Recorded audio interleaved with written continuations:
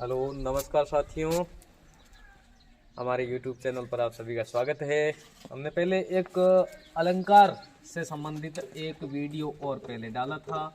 उस वीडियो को शायद आप सभी ने देखा होगा और समझा भी होगा कि अलंकार कैसे होते हैं, कितने भेद होते हैं, परिभाषा वगैरह वगैरह जो भी उनके बारे में हमने चर्चा कर ली थी। और आज बात करेंगे आगे के अलंकार के बारे में। तो जो भी वीडियो है उनको ध्यान से थोड़ा समझे, पढ़े। अगर कहीं समझ में नहीं आए तो थोड़ा कमेंट में ज़रूर बताएं कि कहाँ है, कैसे है, तो फिर हमें पता लगे कि हमारे जो भी स्टूडेंट्स हैं उनको यह दिक्कत हो रही है। तो पहले हमने चर्चा कर ली थी अनुप्रास अलंकार के बारे में, और एक चर्चा कर ली थी यमक के बारे में, और एक चर्चा कर ली थी किसके बारे में, सलेश के बारे में, और एक चर्चा की थी अतिशयोक्ति अलंकार के बारे में। 4 अलंकारों के बारे में हमने चर्चा कर ली थी। और फिर अलंकार कंप्लीट होने के बाद में सारे के सारे मैं एक बार रिवीजन और करवा दूंगा, ठीक है। तो आज एक अलंकार और है, उस अलंकार के बारे में थोड़ी और चर्चा करेंगे। उस अलंकार का नाम है, ले लेते हैं, संदेह अलंकार।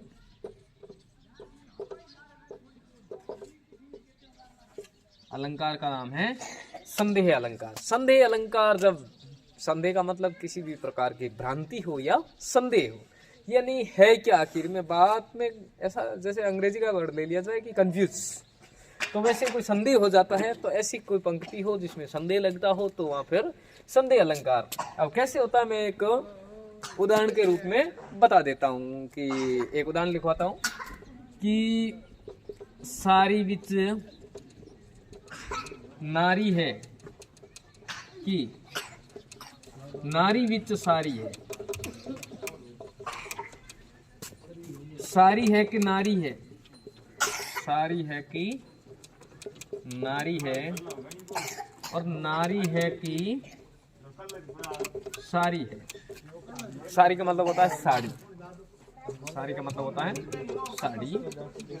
यानी एक ऐसी शायद बात आपने भी सुनी होगी, कौरव और पांडव के समय जब द्रौपदी का चीरहरण किया था दुर्योधन ने। तो ऐसा है कि भगवान श्री कृष्ण ने उस चीर को इतना बढ़ा दिया था कि दुर्योधन खींचते खींचते थक गया था। तो उस समय दुर्योधन के ये वचन है कि सारी बीच नारी है, अर्थात इस साड़ी के बीच में ये द्रौपदी नारी है, कि नारी बीच सारी है, कि साड़ी के बीच में नारी है या नारी के बीच में साड़ी है। अरे भाई है क्या आखिर में, साड़ी है कि नारी है, या नारी है कि साड़ी है? कंफ्यूज में चला गया कौन, दुर्योधन। अर्थात इस पंक्तियों में कौन सा अलंकार होगा, संदेह अलंकार। यानी जब किसी भी प्रकार की भ्रांति हो, संदेह हो, कंफ्यूज हो, तो फिर वहां पर संदेह अलंकार होता है। अब जरा ये भी ध्यान रखे, एक संदेह अलंकार नंबर हो गया 5। फिर 6 नंबर अलंकार की मैं बात करता हूं, उत्प्रेरक। उत्प्रेरक अलंकार, ये सारे के सारे जो भी अलंकार है आपके सिलेबस से संबंधित है, 12th क्लास से शामिल है, और बहुत सारे कंपटीशन एग्जाम्स है उनमें भी ये शामिल होने वाली चीज है। तो इनमें थोड़ा आप याद करते रहे, समझते रहे, और जहां कहीं भी दिक्कत हो तो पूछते भी रहे। उत्प्रेरक सा अलंकार, उत्प्रेरक सा अलंकार में भी क्या होता है कि एक उपमा अलंकार का ही भेद है। अर्थात उपमा अलंकार का भेद नहीं, वैसे उपमा अलंकार के अलग अलग, लेकिन उपमा अलंकार से मिलता जुलता है।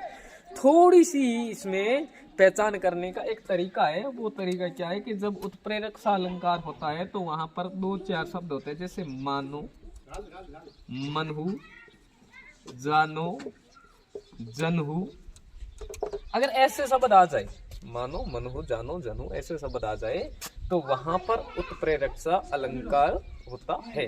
अब उदाहरण के बारे में बात करता हूं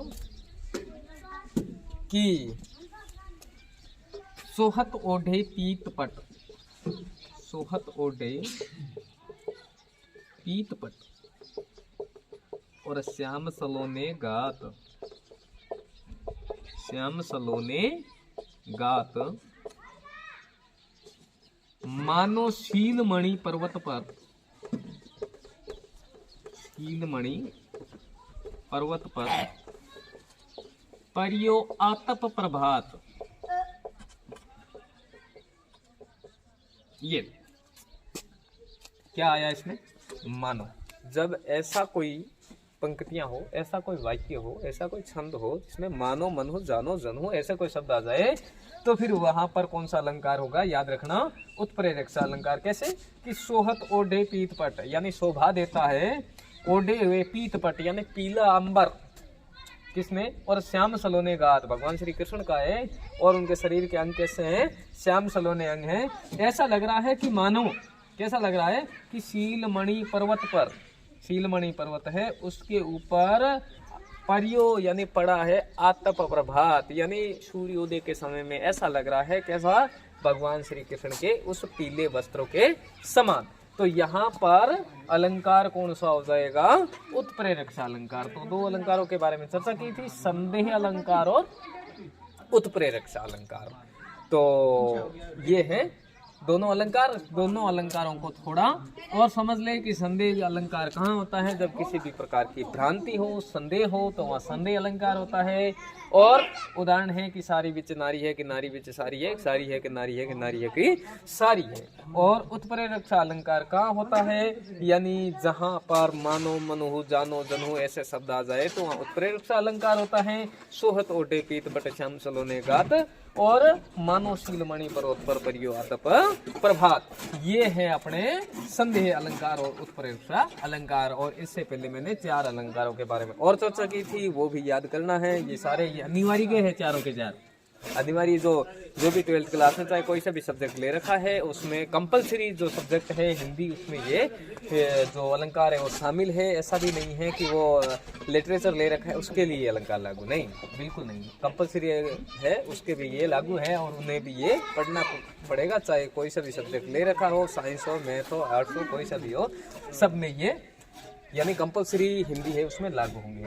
और जिसने भी अभी तक हमारे YouTube चैनल को सब्सक्राइब नहीं किया है, वो भी उन साथियों से भी मेरा निवेदन रहेगा कि वो चैनल को सब्सक्राइब जरूर करें और बेल आइकन को दबाना न भूले, ताकि जो भी हम नया नोटिफिकेशन है वो जारी करते रहे। एक बार मैं सारे के सारे याद करवा देता हूँ। याद करना, जब आप हमारी क्लास लोगे तो क्लास के साथ साथ में मैं केवल पढ़ाता ही नहीं, केवल आपको मतलब याद भी करवाता हूँ। अनुप्रास अलंकार, एक ही वर्ण की बार बार आवर्ती, यानी एक उदाहरण और परिभाषा याद रखो। एक ही वर्ण की बार बार आवर्ती, चारों चंदन की चंचल किरणें खेल रही है जल थल में। यमक अलंकार, एक ही शब्द की बार बार आवर्ती, इसमें एक वर्ण की आवर्ती, इसमें एक ही शब्द की आवर्ती।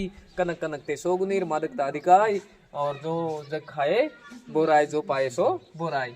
और इसके दो भेद है। सलेश का सामान्य अर्थ होता है चिपकना, और सलेश का भी एक बताया था उदाहरण, रही मन पानी राखी बिन पानी सब सून, पानी गई न उबरे मोती मोन सून, यानी एक शब्द के अनेक अर्थ होता है। ये ध्यान रखना, एक वर्ण की आवर्ती, एक शब्द की आवर्ती, और एक शब्द क्या होता है अनेक बार, और इसमें क्या होता है बढ़ा चढ़ा कर वर्णन कर दिया जाए। संदेह यानी किसी भी प्रकार की संदेह या कंफ्यूज या भ्रांति हो। और उत्प्रेरक्षा की एक ही पहचान है, क्या, मानो, मनहु और जानो, जनहु, ऐसे शब्द आ जाए तो फिर वहां पर कौन सा अलंकार होगा, उत्प्रेरक्षा अलंकार। और इसी के साथ में आज की क्लास में हम समाप्त करते हैं।